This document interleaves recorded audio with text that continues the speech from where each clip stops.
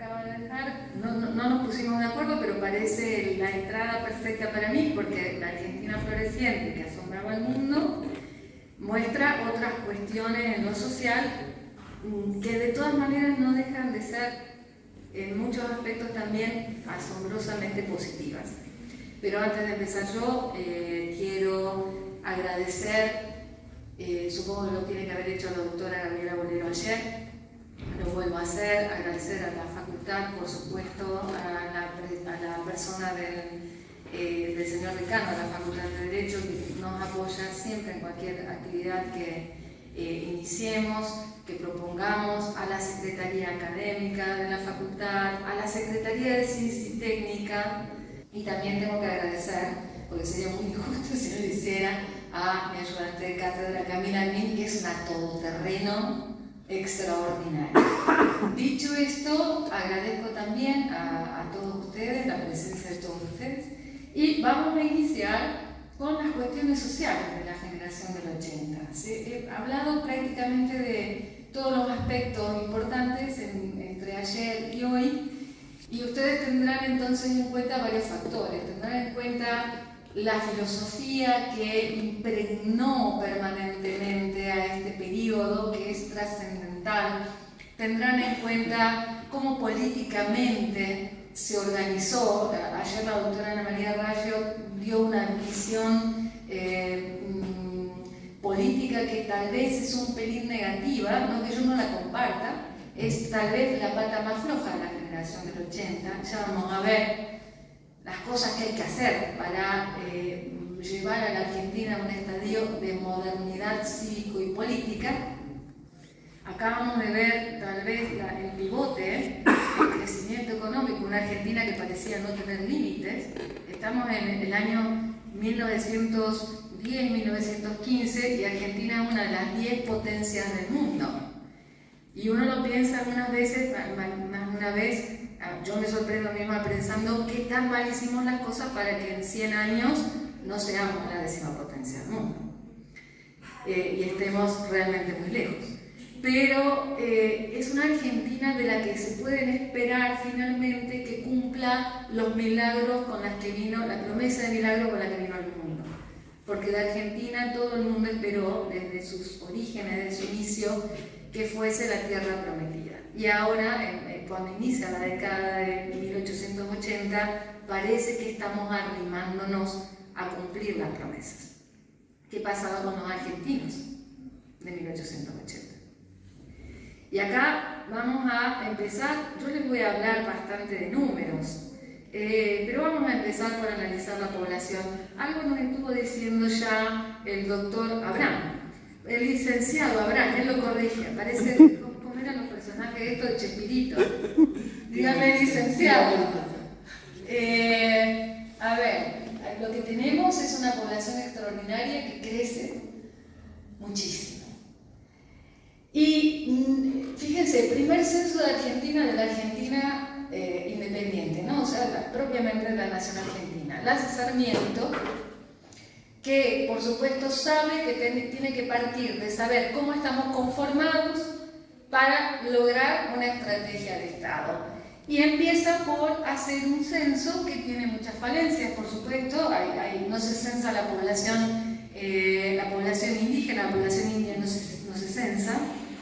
Era bastante difícil censarla, dicho sea de paso. Pero fíjense que con todo lo que tenemos es acá 1.877.490, incluidos argentinos que estaban fuera del país, los que estaban en ese momento en la guerra del Paraguay, y los que estaban en el extranjero, que eran cerca de 41.000 personas. 1895, 16 años después,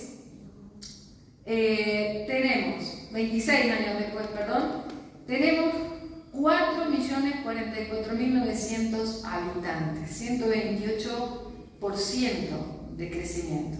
Y a partir de ese momento, ¿no? 19 años, si no me equivoco, 7.905.000, poco más que triplicada, como acaba de decir el doctor ahora, la cifra de la población. Así que ustedes se lo pueden, plantéenselo a la Argentina, uno tendría con puntitos lo que sería con 1 millón de habitantes, casi 2 millones de habitantes, a lo que es con casi 7 millones de habitantes. Pero yo se los podría resumir en que si ustedes le preguntan los que tienen tatarabuelos que vivieron en esa época, que les cuenten cómo era el lugar de donde ustedes vienen. Rosarinos, levanten la mano, por favor. De pueblos. Vos también. ¿Qué cosa? Bueno, por ejemplo, mi pueblo, Sanford, que lo menciono siempre porque es el lugar mejor. Ustedes no lo saben porque no lo conocen. Sanford no existía hasta 1888, pero Sanford es un producto de la generación del 80. Y muchos de los pueblos de los que ustedes vienen son producto de las políticas de la generación del 80. Y Rosario, mis queridos, es producto de los presidentes históricos. Rosario es probablemente la ciudad que más creció de una manera extraordinaria a la par de la provincia de Santa Fe, en base a las políticas de la generación del 80. Porque ahora vamos a ver, y de las presidencias históricas, que la antecedieron, porque ahora vamos a ver cuáles son, muy rápidamente, cuáles son los motivos por los cuales crece tanto la población argentina. El primero que van a tener todos ustedes en la cabeza es, sin ningún tipo de duda, la inmigración. Y es una cuestión francamente llamativa. Miren, cuando se hace el censo de 1895, de los 4 millones de habitantes que había, una cuarta parte eran inmigrantes. Cuando ustedes ven el censo de 1914, hay casi 4 millones de inmigrantes. O sea, un país que está conformado por una tasa de inmigración que es verdaderamente altísima, en 4 olas sucesorias diversas que se fueron dando. Hasta 1914 tenemos las 2 que son más impresionantes. Ahora los invito de nuevo a que ejerzan el poder de la imaginación para pensar cómo sería el día a día de los habitantes argentinos cuando tienen ustedes, por ejemplo, en provincia de Santa Fe, por cada nativo, por cada criollo, 4 inmigrantes. Debe haberse una cosa extraordinaria, verdaderamente llamativo. Gente que vienen de distintas partes del mundo, de realidades muy distintas a la nuestra, y que se ponen a fundar un país. Esto que decía recién el licenciado Abraham, de la construcción de un país, que es en gran medida una verdad muy grande. No es que lo hicieron de la nada, pero es una reconstrucción, es una refundación sobre unos cimientos que venían de antes, pero que adquieren tintes muy, muy propios, y las características que va a llevar la Argentina, la conformación de la Argentina durante los siguientes tiempos. Acá tienen ustedes las columnas. Acá tienen discriminados por varones y mujeres. Van a ver que las mujeres siempre fuimos un pelito menos durante esta época. No es nada extraordinario. A lo mejor la tasa de crecimiento vegetativa era más de mujeres que de varones. Pero ciertamente los inmigrantes que llegaban en tanta cantidad, en principio venían los hombres, venían a probar suerte, y si después les iba más o menos bien, o venía el resto de la familia o hacían familia acá.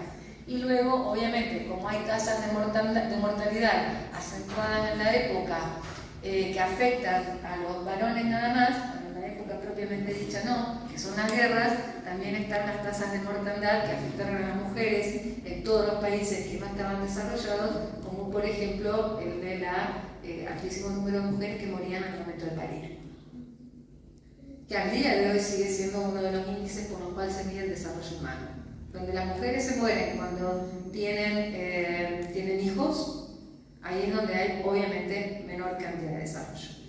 Y luego acá tienen este gráfico que les está mostrando a ustedes que, a pesar de que los números generales son esos, también hay que considerar la realidad de la distribución demográfica en Argentina, porque Argentina es un país enorme, muy grande, y de desarrollo muy distinto entre sus diferentes regiones, que también es algo que tenemos que empezar a considerar las personas de las ciencias sociales y los juristas, porque nosotros no solamente nos dedicamos a ser abogados y defender derechos, es importantísimo, pero de entre nosotros salen la mayoría de los presidentes de la nación, de entre nosotros salen la mayoría de los directivos, de los gobernadores, de los legisladores. Por lo tanto, realidades que tenemos que conocer en el mismo momento que nos estamos formando. Fíjense, censo de 1869, el 0 es la capital federal porque obviamente no existía la Ciudad Autónoma de Buenos Aires en aquel momento. Fíjense que la población ya de Buenos Aires, que es la amarilla, es bastante más alta que las otras, pero miren cómo se van disparando.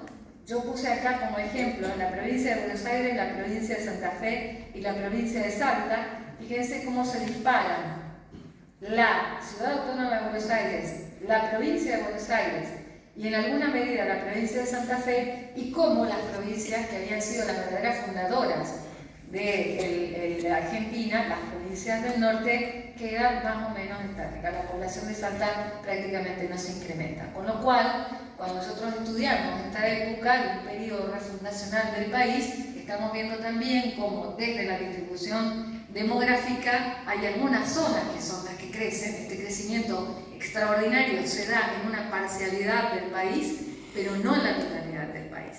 Y fíjense, si ustedes tienen la memoria, el mapa que había elaborado Bunge, que les acaba de mostrar el licenciado Abraham, las zonas en donde la gente se asienta, donde la población crece, es justamente la zona productiva.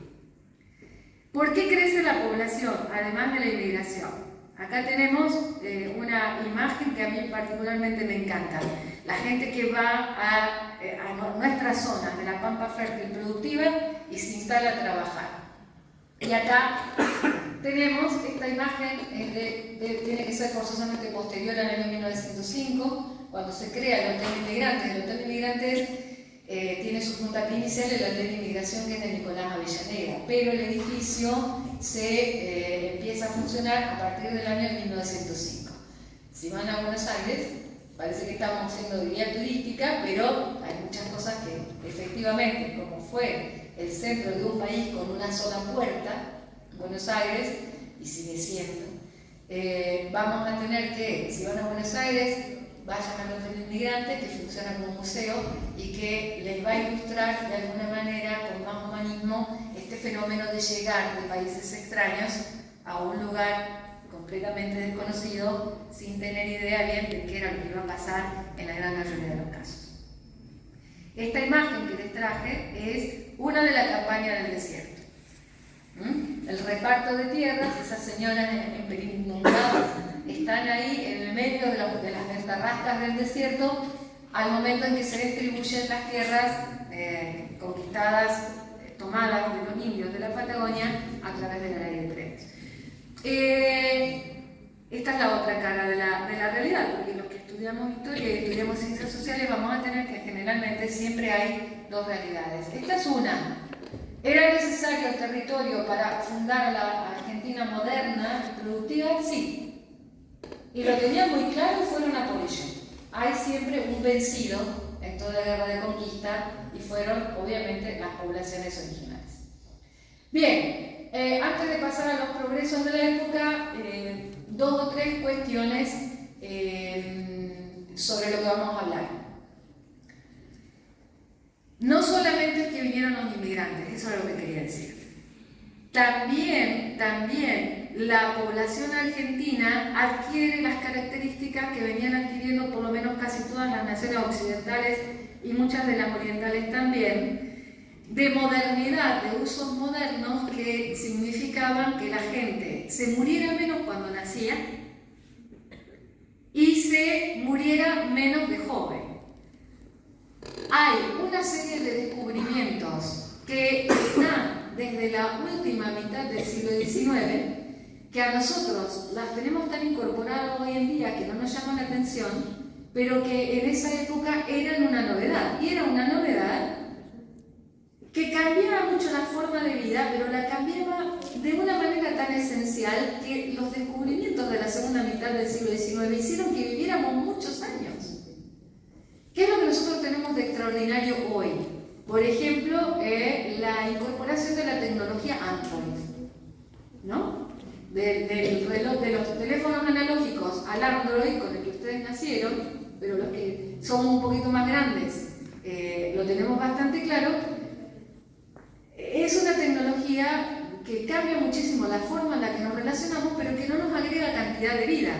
Ahora, cuando ustedes miran los progresos de la época y ven cómo está planteada la medicina y cómo están planteadas algunas tecnologías en este sentido, lo que van a encontrar es que lo que el mundo se va enterando, lo que la ciencia va descubriendo, tiene la capacidad de casi duplicar el promedio de vida de las personas. Fíjense, sin ir más lejos, cuando nosotros en el año 1871, bueno, ahora con el tema de la pandemia seguramente que han escuchado de las grandes pestes que azotaron a la Argentina, y se mencionó muchísimo la fiebre amarilla, pero también anteriormente había estado el cólera. La fiebre amarilla terminó con la vida de casi 14.000 personas en Argentina. ¿Saben por qué el cólera y la fiebre amarilla hicieron tanto daño? Dejemos ya de lado las causas por las cuales llegaron al país. Hicieron tanto daño porque no se sabía qué las provocaba y no se sabía, en consecuencia, cómo se combatían. Y alrededor del año 1880, cuando empieza la generación del 80, se conocen, en base a los avances técnicos, cuáles son los bacilos que hacen, que producen el cólera y, por ejemplo, una enfermedad tremenda que es la tuberculosis. Y a partir de ese momento se pueden tratar. Y cuando algo que era relativamente incurable se vuelve curable, la gente ya no se muere de eso. Por lo tanto, tenemos una tasa de mortalidad que desciende muchísimo, que viene de la mano de estos métodos higienistas que yo pongo en acá, que a nosotros nos parecen, bueno, a nosotros hoy por hoy no tanto, porque hemos visto lo que valen los métodos higienistas con la pandemia. El tema de lavarse las manos, de usar la mascarilla. Fíjense que nos morimos por COVID, pero no hubo prácticamente enfermos de gripe común mientras usamos la mascarilla. Esos métodos son métodos higienistas. Los métodos higienistas no estaban para nada en boga antes de la década de 1870. Y a raíz de estas fiebres empiezan toda una serie de dinámicas que se promueven desde el Estado, en la gran mayoría, y desde la universidad. Y lo que vamos a tener como resultado de instalar cloacas, de poner agua corriente, de lavarse, de cortar los pelos, de revisar los piojos, de hacer toda una serie de movidas, incluso la creación de una cátedra de higienismo liderada por Guillermo Rawson en la Universidad de Buenos Aires, lo que vamos a tener también es el incremento del promedio de vida. Ahora, ¿qué trae aparejado cuando ustedes tienen gente que se mueren después de lo que se tendrían que morir? Por decirlo de algún modo. A ver, queríamos que se morían a los 50, 60 y ahora se nos mueren a los 70. ¿Qué diablos hacemos con toda esta gente que pierde la posibilidad de trabajar porque ya no puede hacer lo que hacía? Supongamos, obrero de la construcción, que ya no pueden, un país que se levanta, que se construye, todo esto que estamos viendo, de lo que estamos rodeados, se construye en esta época. Las ciudades se arman en su tamaño grande en esta época. ¿Y qué hacemos cuando determinada persona de los 50 años, ya molida palo, haber trabajado toda la vida como un enano, como un chino, como dicen, no puede ya hacer más lo que hacía? ¿Quién los protege? ¿Qué pasa cuando llega esta tasa de inmigrantes enormes?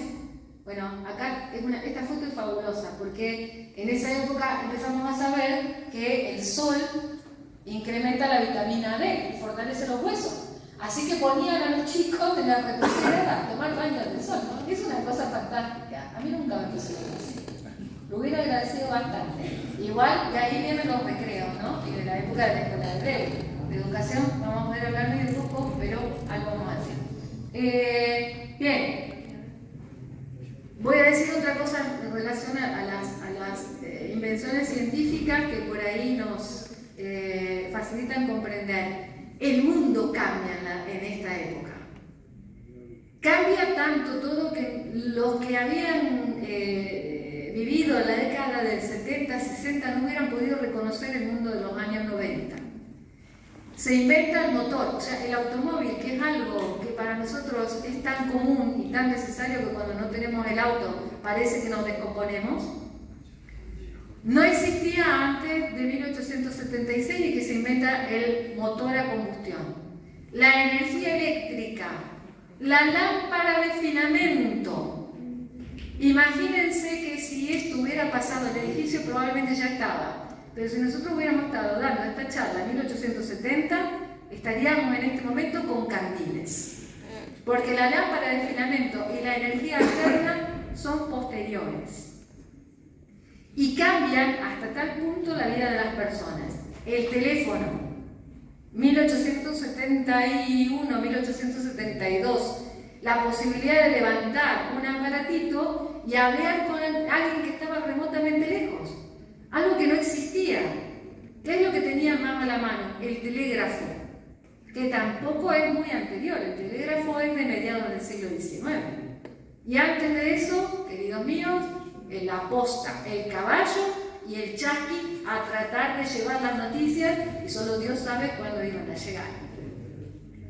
O sea que asistimos durante todo este tiempo a un cambio extraordinario que proporciona la ciencia en la vida de las personas.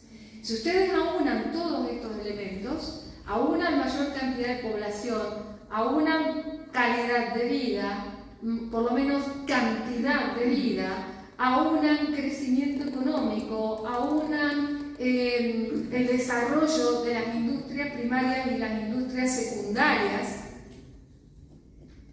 van a llegar a la conclusión de lo que normalmente viene último en la cola, que es la regulación jurídica y la consagración de los derechos de estas nuevas fuerzas que se incorporan al país. El país está tremendamente orgulloso de sí mismo. En el año 1876 participa la Argentina en la Feria Universal de Filadelfia en Estados Unidos. Este es un póster de chocolates con leche águila, me parece estupendo. Y fíjense que dice Gran Premio de Honor en la... esta es la de San Luis, no es la de Filadelfia. La de San Luis es un poquito posterior. Fíjense que Argentina concurre a la Exposición Universal de París en 1889. Para la Exposición Universal de París se construyó la Torre Eiffel y los países, las potencias del mundo van a París para mostrar de lo que son capaces, ¿no? De lo que son capaces. Y Argentina lleva esta cosa extraordinaria que es todo hierro y metal, todo desmontable, la llevan, la montan y causan la admiración del mundo. Porque era un país que crecía y crecía y crecía. Ahora, acá tenemos más o menos, este tipo es un genio. Sí, no hace falta que yo lo diga.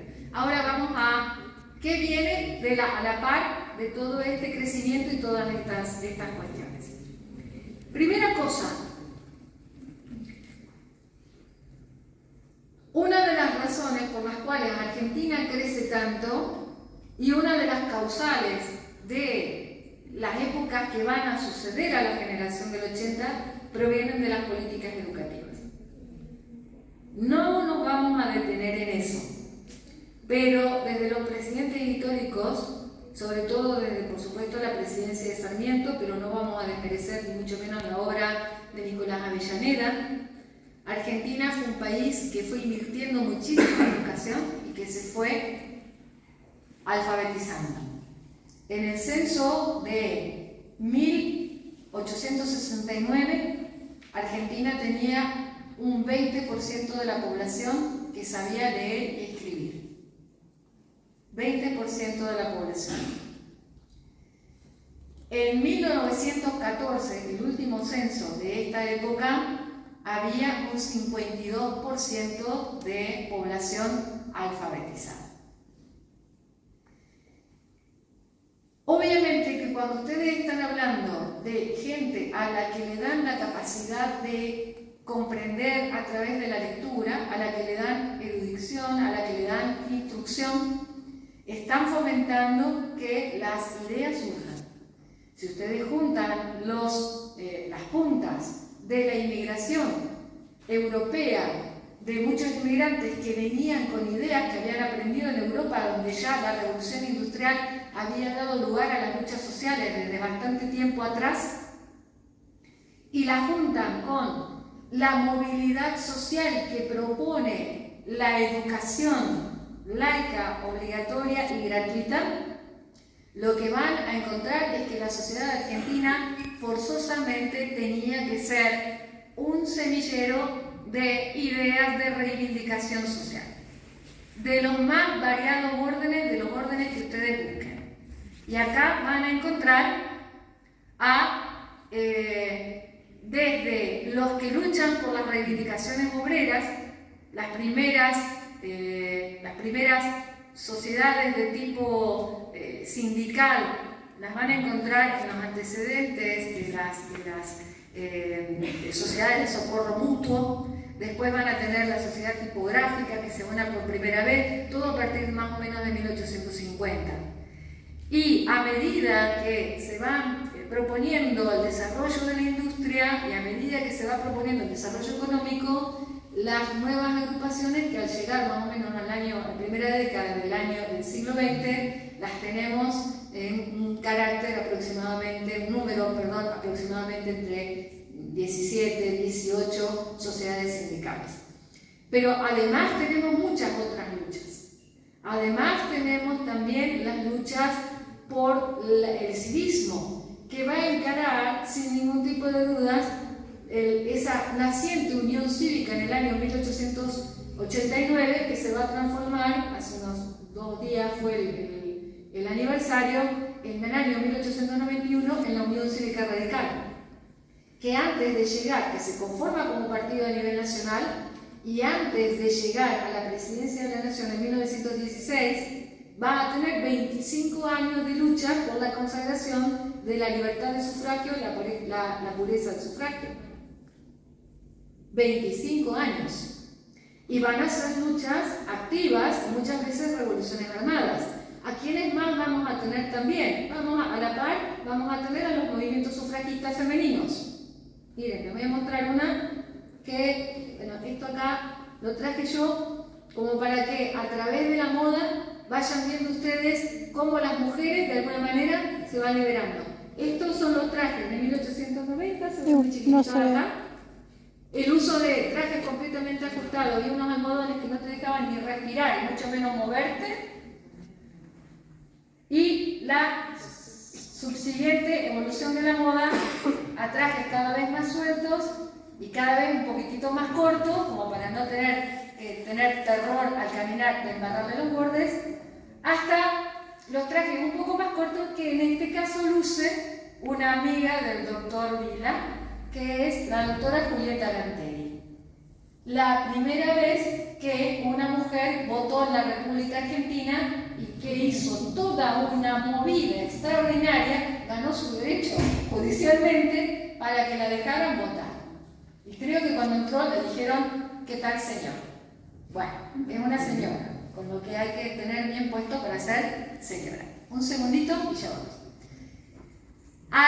Esto ya es 1927, los locos años 20, y ustedes fíjense que las mujeres ya visten, el tema de la vestimenta es algo que hay que estudiar muchísimo, se ha escrito mucho, pero que les muestra a ustedes los signos del tiempo que va a venir.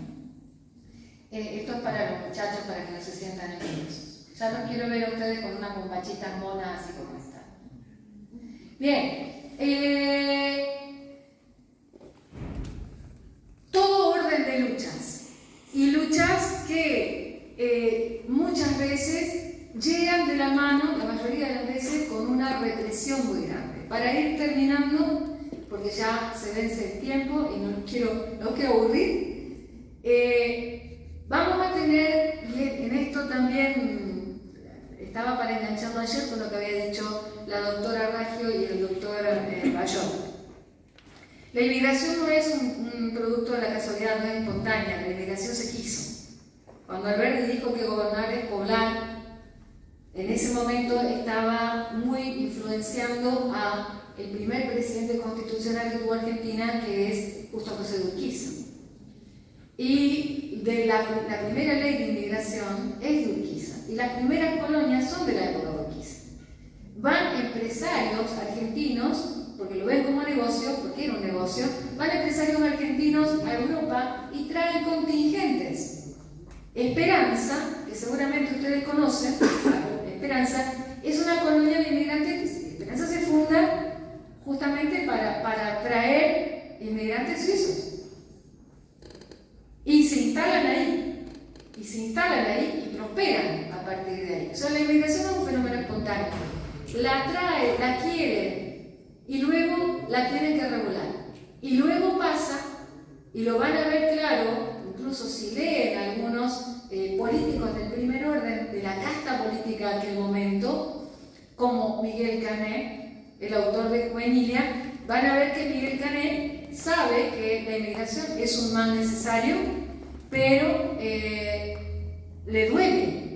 Y le dice a los de su clase, a los que mantienen el gobierno, cerrémonos y cuidemos a nuestras mujeres de que cualquier palurdo que acaba de hacer su fortuna en el comercio y que acaba de venir, pretenda hacerse el lindo en una reunión social y pretenda casarse con alguna de las nuestras. O sea, saben que la inmigración tenía que venir, pero no la quieren de corazón.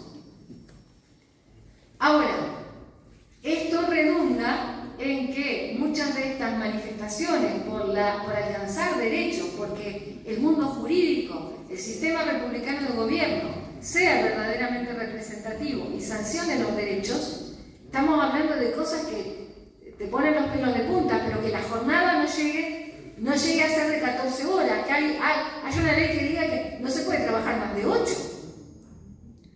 Que los niños y las mujeres no trabajen con una inferioridad de sueldos por cantidades de horas tan extenuantes.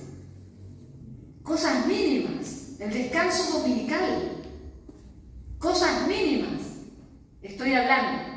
Y sin embargo, cuando se empiezan a hacer las manifestaciones, se celebra por primera vez, por ejemplo, el 1 de mayo, en el año 1901, creo que se celebra por primera vez, como el Día Internacional del Trabajo. Esas primeras manifestaciones un poco más firmes para consagrar los derechos sociales reciben como contracara una ley que sanciona el Congreso de la Nación, inspirada justamente en Miguel Canet, que es la ley de reincidencia. La ley de reincidencia, que estuvo vigente y se aplicó muchísimas veces, que decía que cuando había un extranjero promoviendo tumulto, no necesariamente había que juzgarlo, o sea, se desoía el artículo 18 de la Constitución Nacional, no iba el juicio previo antes de la condena y se lo podía expulsar del país solamente por habérselo pescado haciendo algún tipo de protesta y quebrando el orden público. Las décadas que conforman lo que conocemos como la generación del 80 son probablemente las décadas con mayor movilidad social que ha tenido el país. Podemos quererlo o no, pero los estadistas de la generación del 80 dieron a luz un país que extiende sus huellas hasta nuestros días, con sus partes mejores y sus partes peores. Argentina fue, a pesar de las enormes desigualdades en el reparto de la riqueza, uno de los países más alfabetizados del mundo por las políticas que llevaron a cabo. A pesar de las desigualdades en el reparto de la riqueza, Argentina ya era en aquel momento, uno de los países que se distinguieron por una efervescente, por una completamente lanzada y afiatada clase media, que es lo que nos ha caracterizado. Fue un país al que vinieron desde los 4 rincones del mundo para prosperar gentes de todas las religiones, y un país en el que en general se respetaron las libertades individuales. La parte más flaca, que es la política, va a dar lugar a través del crecimiento de los distintos partidos políticos, pero sobre todo, sin duda, de la Unión Cívica Radical, dio a luz a la ley electoral de 1912, que nos va a poner en el año 1916, más precisamente el 12 de octubre del año 1916, bajo la égida del primer gobierno popular de la historia argentina. Pero eso es ya otra historia. Muchas gracias.